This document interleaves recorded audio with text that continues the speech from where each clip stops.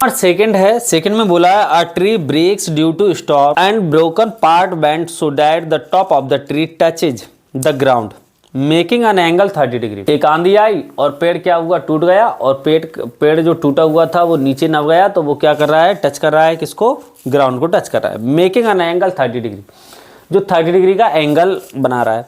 With it the distance between the foot of the tree to the point where the top touches the ground is 8 metre. तो foot of the tree और जहां पर touch कर रहा था उसकी distance बीच की कितनी है, 8 मीटर है। Find the height of the tree, हमें क्या करना, हाइट ऑफ द ट्री निकालना है। एक बार समझते हैं। जैसे हमारे पास एक क्या है, ये ट्री है, और ट्री क्या, स्टॉर्म आया, आंधी आई, और वो क्या किया, यहाँ से टूट गया और वो नीचे टच करने लगा, ग्राउंड को टच करने लगा, और टच कर रहा है, इसका नाम ले सकते हो ए बी सी और इसको डी। अब एक बात बताऊं, यहाँ पर ए बी की वैल्यू है वो किसके इक्वल आएगी, ए बी की वैल्यू बी डी की इक्वल आएगा, क्योंकि ये टूटा हुआ पोर्शन है, जी ऐसा नीचे मुड़ गया, तो जी पोर्शन और जी वाला पोर्शन दोनों बराबर ही तो रहेंगे। यहाँ तक बात क्लियर है। और टच करके जी ग्राउंड पे कितने डिग्री का एंगल बना रहा था, 30 डिग्री का एंगल बना रहा था। और फुट ऑफ द ट्री जी है, और टच इज द ग्राउंड, इनके बीच की डिस्टेंस कितनी है, 8 मीटर थी, 8 मीटर। इन्होंने बोला है find the value the height of the tree. अब हाइट ऑफ द ट्री बताइए टोटल कितनी थी, तो हाइट हमारी कौन सी होगी, सी से, ए से लेके सी तक हमारी हाइट होगी ट्री की। तो हमारे पास कौन सा पोर्शन होना चाहिए, जी बी डी का पोर्शन होना चाहिए और बी सी का होना चाहिए, दोनों को हम प्लस कर देंगे तो ये टोटल हाइट आ जाएगी। तो हम लेट करते हैं इसमें क्या, let the height of tree कितना, ए सी को हमने लेट कर लिया हाइट ऑफ, और एंगल कितना है, एंगल और लिख सकते हैं बी डी सी कितना 30 डिग्री, और सी डी की वैल्यू कितनी है 8 मीटर है। और इसमें ए बी की वैल्यू है वो किसके इक्वल है, ए बी की वैल्यू है वो बी डी के इक्वल है। टूटा हुआ पोर्शन है जी यहाँ पर आ गया, तो वही रहेगा, उसके इक्वल रहेगा। अब यहाँ पर बात आती है कि कौन सा वाला ट्रिग्नोमेट्रिक रेशियो लगेगा, साइन लगेगा, कॉस लगेगा या टेन लगेगा, तो थोड़ा सा उस पर ध्यान देते हैं। अब हमारे पास क्या है, अब बेस है, अब हमारे पास जी क्या है, जी बेस है, बेस का काम कर रहा है। एंगल के सामने वाली साइड क्या होती है, परपेंडिकुलर, तो जी परपेंडिकुलर का काम कर रहा है। और जी हमारा किसका काम कर रहा है, हाइपोटेनस का काम कर रहा है। हमारे पास बेस है, बेस है हमारे पास, और एंगल है, और हमें चाहिए क्या, हाइपोटेनस चाहिए और परपेंडिकुलर भी चाहिए, क्योंकि परपेंडिकुलर और हाइट का plus he height of tree होगा। तो हमारे पास परपेंडिकुलर भी होना चाहिए और हाइपोटेनस भी होना चाहिए, और बेस दे रखा है। तो ऐसे इसका मतलब है कि हमें 2 बार ट्रिग्नोमेट्रिक रेशियो अप्लाई करने पड़ेंगे। एक बार में हम क्या निकाल लेंगे, बी सी निकाल लेंगे, दूसरी बार में हम बी डी निकाल लेंगे, और दोनों का सम कर देंगे तो हमारे पास हाइट ऑफ ट्री आ जाएगा। तो देखिए पहले बेस और परपेंडिकुलर की बात चल रही है, तो पहले इसकी हम बात करते हैं। तो बेस और परपेंडिकुलर है, तो इसमें 10 लगेगा, क्योंकि 10 में परपेंडिकुलर अपॉन हाइट बेस आता है। तो कितना आएगा 10, और थीटा हमारा कितना है, थीटा तो वही रहेगा 30 डिग्री, तो परपेंडिकुलर अपॉन बेस। 10 की वैल्यू 10, थीटा कितना है 30 डिग्री, तो ये 30 डिग्री आ जाएगा। परपेंडिकुलर कितना है हमारे पास, बी सी है, और बेस कितना है, बी डी है। अब यहाँ पर 10 30 की वैल्यू आपको पता होनी चाहिए। 10 30 की वैल्यू नहीं आती है तो भी बड़ी मुश्किल है। तो आप एक बार उस टेबल को, ट्रिग्नोमेट्रिक रेशियो टेबल को देख लीजिए, तभी ये चैप्टर आपको समझ में आएगा। इसकी वैल्यू आपको पता होनी चाहिए। 10 30 की वैल्यू होती है 1/√3। बेस कितना है हमारे पास पता नहीं है, रखा रहने दो।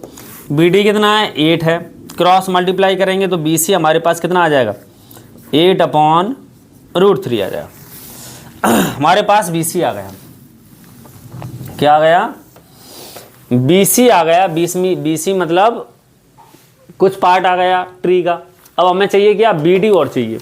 तो बी डी निकालने के लिए, बी डी अगर आपको निकालना है तो बेस और हाइपोटेनस का रिलेशन होना चाहिए। तो बेस और हाइपोटेनस का रिलेशन कॉस में आएगा। देखो cos theta equal to base upon hypotenuse, तो कॉस अप्लाई करेंगे यहाँ पे, cos theta equal to base upon hypotenuse. तो कितना आएगा कॉस 30 डिग्री, और बेस कितना है सी डी है, और हाइपोटेनस कितना है बी डी है। अब cos 30 की वैल्यू cos 30 की किसके इक्वल होगी, कितनी होती है cos 30 की, √3/2 cos 30 की वैल्यू होती है। तो यहाँ पे कितना आएगा CD, अब CD कितना है 8 है और BD कितना है पता नहीं है, निकालना ही है। क्रॉस मल्टीप्लाई करेंगे तो इसमें इंटू किया तो कितना आ जाएगा BD इंटू √3, इसमें करेंगे तो 8 इंटू 2, तो BD इंटू √3, 8 2 जा कितना 16, √3 को इधर भेज दो तो BD कितना आ जाएगा 16/√3। हमारे पास ये आ गया। मीटर में वैल्यू आएगी क्योंकि ये मीटर में दे रखा है तो ये भी मीटर में आएगा। अब हमारे पास BC है, BD, अब आप हाइट ऑफ ट्री को निकाल सकते हो। अगर हाइट ऑफ ट्री निकालना है तो कितनी है, AC है, AC है और AC की वैल्यू कितनी है, AC को यहाँ से लेके यहाँ तक की वैल्यू BC प्लस AB लिख सकते हो कि नहीं लिख सकते हो, AB प्लस BC। और आपको पता है BD और AB आपस में इक्वल हैं, BD और AB आपस में इक्वल। तो यहाँ AB की जगह पर हम BD रख सकते कि नहीं रख सकते, BD प्लस BC। तो BD यहाँ पर कितना है 16/√3, BC अभी निकाला BC 8/√3, 8/√3, दोनों को प्लस करेंगे तो एलसीएम कितना आएगा √3, तो 16 + 8 24 आ जाएगा √3। ये हमारे पास AC आ गया। आपको पता होना चाहिए जब हम किसी की लेंथ निकालते हैं या कोई भी वैल्यू निकालते हैं तो डिनोमिनेटर में जब स्क्वायर रूट में वैल्यू आ जाती है तो उसका हम रैशनलाइज कर देते हैं। तो रैशनलाइज करना पड़ेगा इसका AC, तो कितना आएगा √3 और √3 का नीचे इंटू कर दिया मैंने, तो हमारे पास कितना आ जाएगा AC,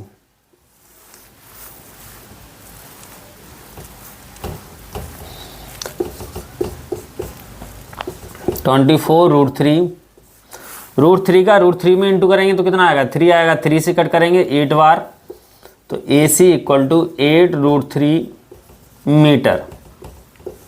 ये हमारे पास AC आ गया। और AC क्या है, हाइट ऑफ ट्री AC है। तो हम क्या बोल सकते हैं आंसर में, हाइट ऑफ ट्री 8√3 मीटर। आपको ये क्वेश्चन समझ में आया होगा।